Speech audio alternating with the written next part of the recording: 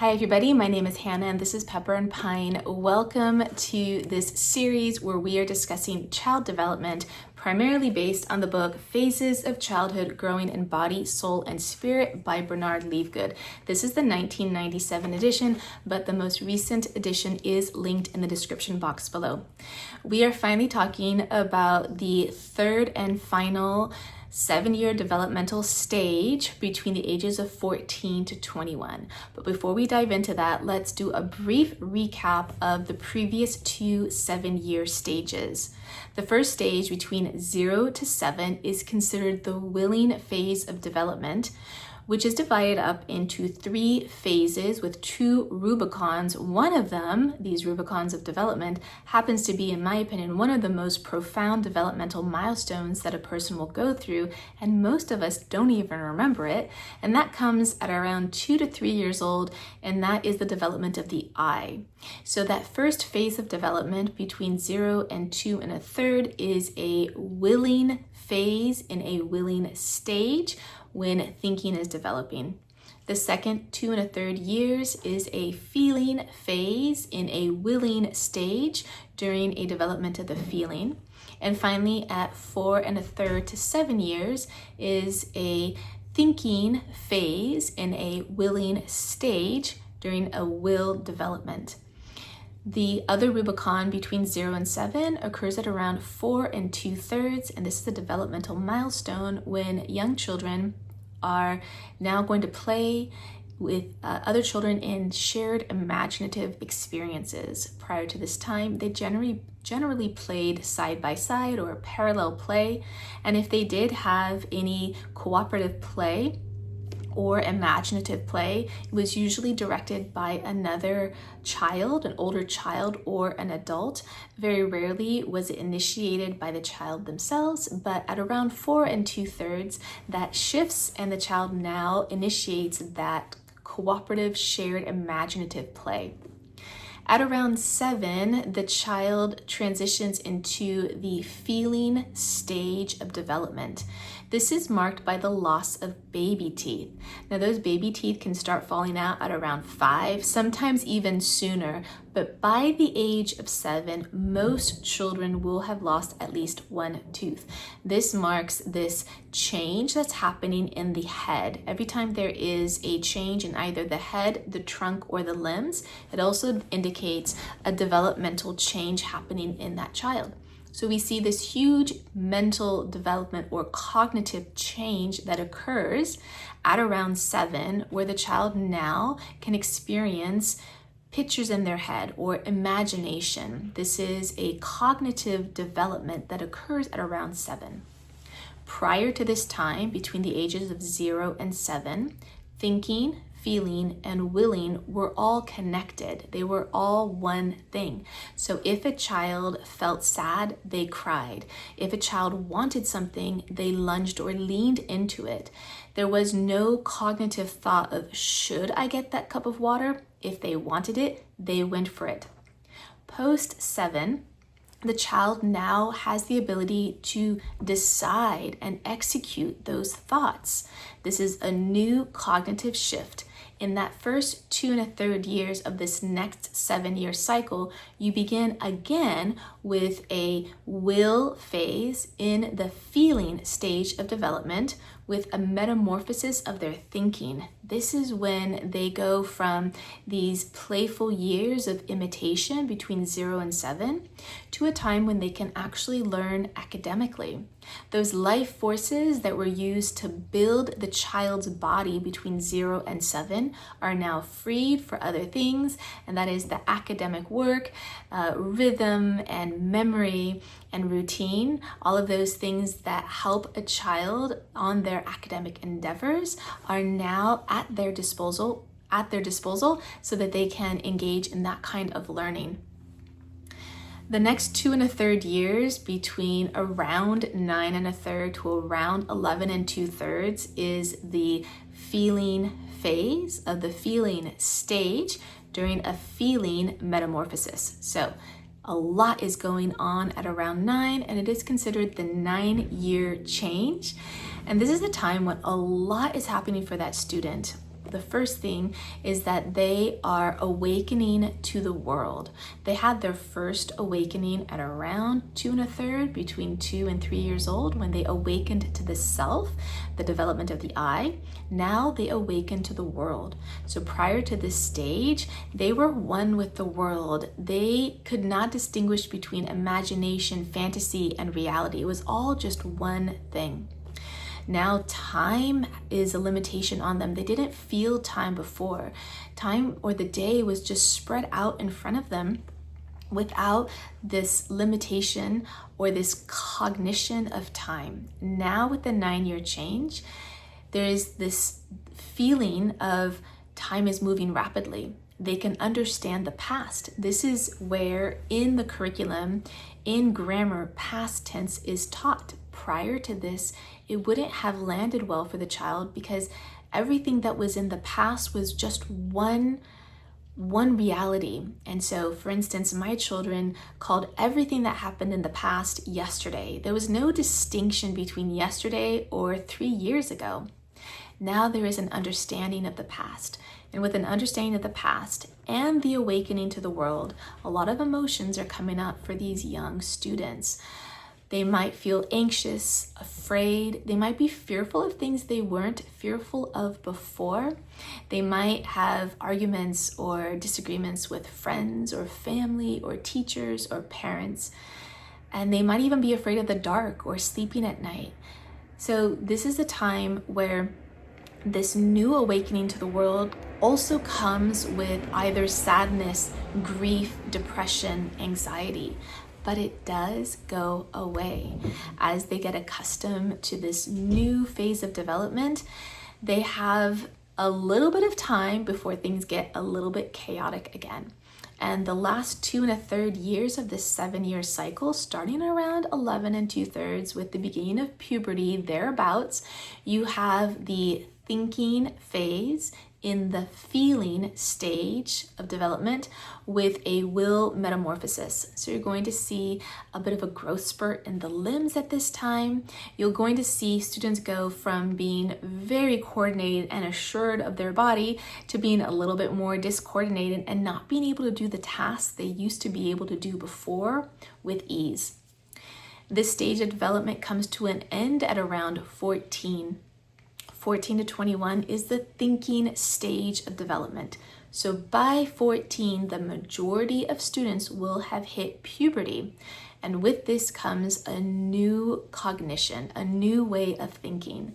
This thinking stage of development is marked by the ability of the students to think intellectually, logically, with reason, rationality, abstract thinking, and critical thinking. A lot is going on in their head with that brain development, and we can see this metamorphosis of, or this change in the head. You see young men grow facial hair, you see a change in the shape of young men and young women, whereas before that, children generally had the same general physical shape before puberty, but post-puberty and especially post-14, you start to see a lot of distinctions and separations, differentiations between young men and young women or girls and boys.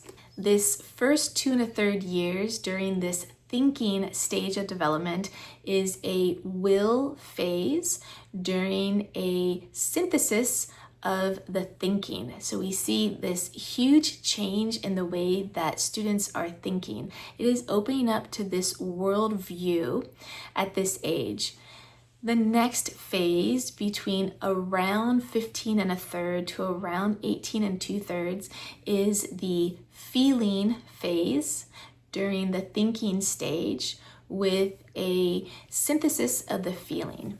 This point of this 7-year cycle marks the third awakening for the student, and that is awakening to God or awakening to the spiritual world.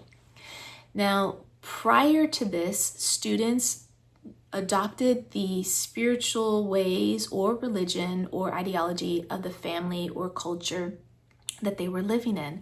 Now is a time for them to make those choices on their own as they awaken to God and they are seeking God and they want they want to find their own path, their own spiritual path. This happens at around 16 with that spiritual awakening or that seeking of truth, that greater truth. This happens during the feeling phase, during a synthesis in their feeling, during the thinking stage of development. So they no longer want the stories of their parents when it comes to religion. They really want the things that are going to satisfy them intellectually.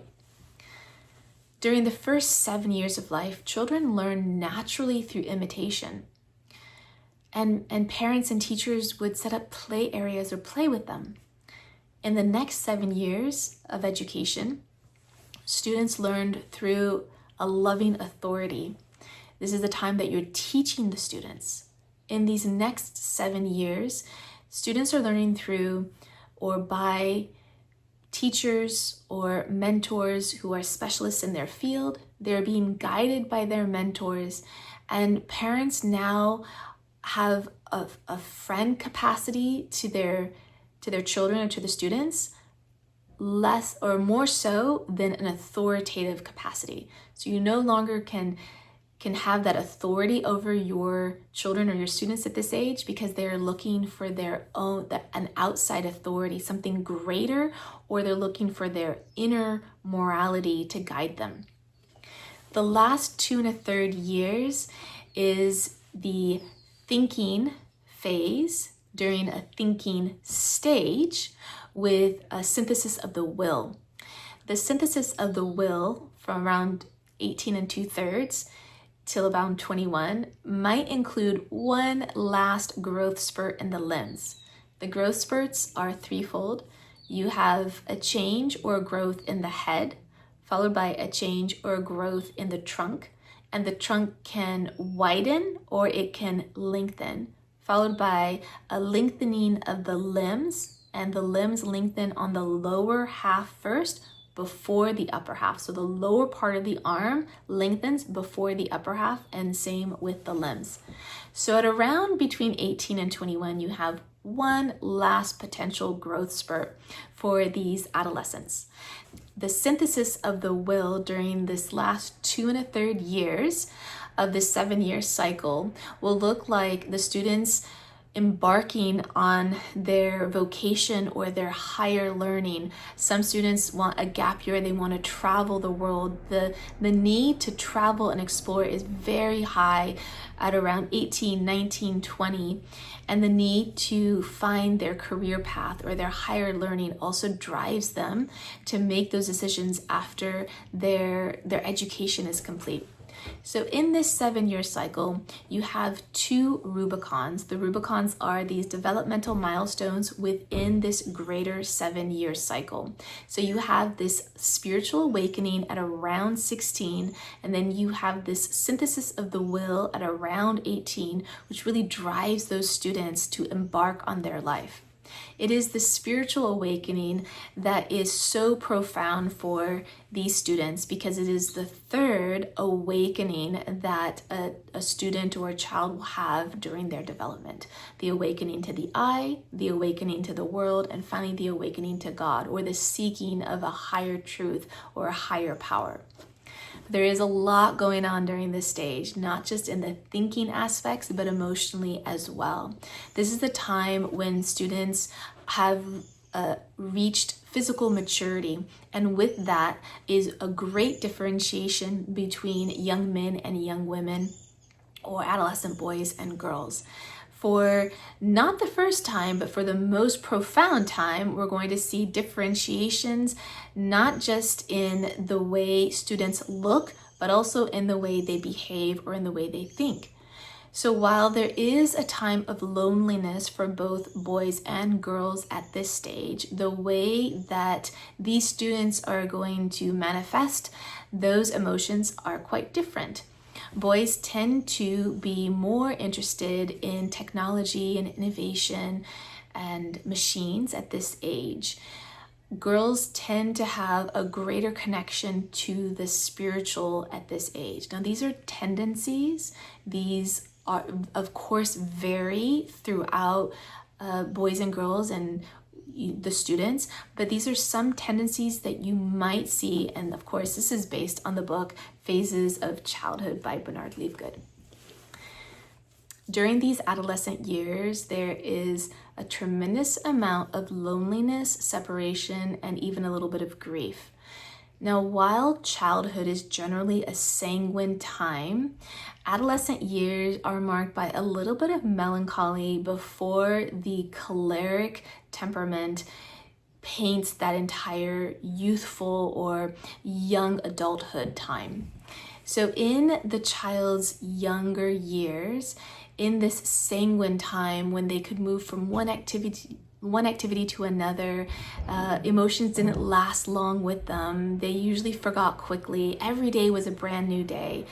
As students move into their adolescent years, there is a bit more challenge with relationships. As students are looking to connect on deeper and more intimate levels, they can find that there can be loneliness, separation, and grief as they are trying to have those deep relationships.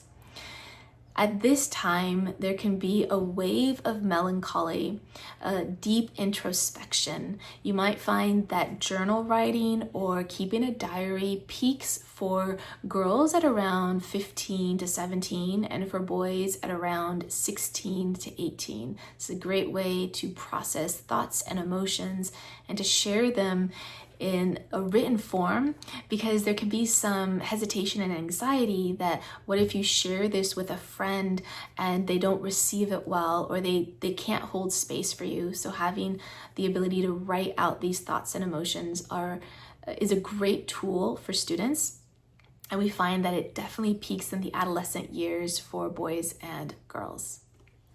For boys between 14 and 16, while they are forming their worldview, they tend to be interested in machines and technology. But that gives way as they have their spiritual awakening for deeper truths and meaning, and there will be an interest then in poetry, the humanities, in literature, and in journal keeping. At this time, there is a synthesis of the feeling, and students are now looking for meaning, for community, for connection in these years as they have their spiritual awakening. Community is very important, but to develop a long-lasting community, students need to do a lot of inner work in order to sustain those communities.